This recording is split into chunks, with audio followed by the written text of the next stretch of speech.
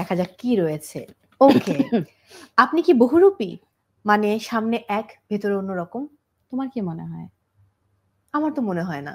আমার এই যে এটা হইতে পারলে আমার জন্য আসলে ভালো হতো। এখন যারা আমাকে চেনে, যারা আমাকে ভালোবাসে, তারা আমি যেটা বলব সেটাই বিলিভ করবে এবং তারা বুঝবে যে আমার যেটা ভেতরে সেটাই মুখে।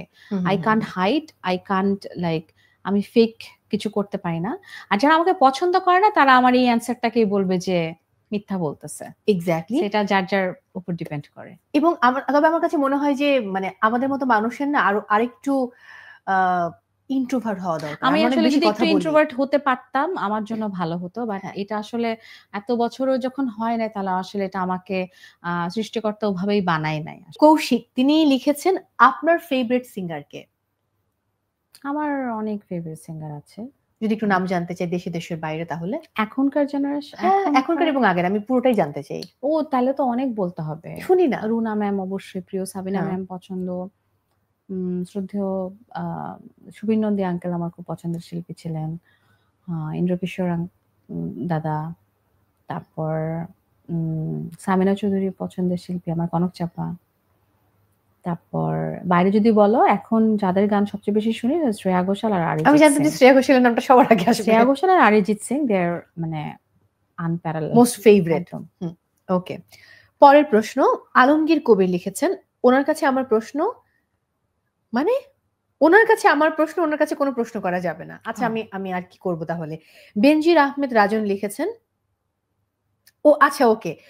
আমি এবার বুঝতে পেরেছি। আলমগীর কবির লিখেছেন যে ওনার কাছে আমার প্রশ্ন ওনার কাছে কোন প্রশ্ন করা যাবে না। মানে আপনাকে কোন বিষয় নিয়ে প্রশ্ন করা যাবে না এটাই হচ্ছে প্রশ্ন। আনকমফোর্টেবল হই এই টাইপের কোনো মানে প্রশ্ন। ব্যক্তিগত কিছু। One kind of. Sorry okay. Benazir Ahmed Rajan লিখেছেন আপনি পরিশ্রমী শিল্পী। এখন কোথায় আছেন? আমি পরিশ্রমী শিল্পী। আপনি এটা বুঝতে পেরেছেন। ধন্যবাদ আপনাকে। হুম। আমি এখন যে জায়গায় থাকতে চাই সেই জায়গাতেই আছি। একদম। আলহামদুলিল্লাহ। এরপরে প্রশ্ন এমডি জাহিদুল ইসলাম তিনি লিখেছেন ইমরান মাহমুদুল ভাই বাদে আপনি কার সঙ্গে গান গাইতে স্বাচ্ছন্দ্য বোধ করেন? আমি সবার সাথেই আমি তো একজন শিল্পী। এরকম অনেক গান আমি গেয়েছি যে আমি গাওয়ার পরে আমি জানতে পেরেছি ওটার সাথে আরেকজন শিল্পী গাচ্ছে। আসলে ব্যাপারটা এরকম না যে আমরা শিল্পীরা একসাথে দাঁড়িয়েই গান গাই।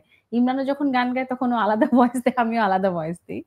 সো আসলে একজন শিল্পীর আসলে তার গানটা যতটুকু গাইতে হয় যেভাবে গাইতে হয় সে সেভাবেই গায়।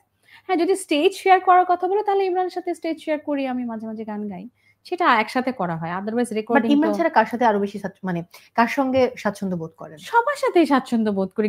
আমি গান গাইতে স্বাচ্ছন্দ্য বোধ করি। ইটস নট অ্যাবাউট যে তার ঠিক আছে। সাথে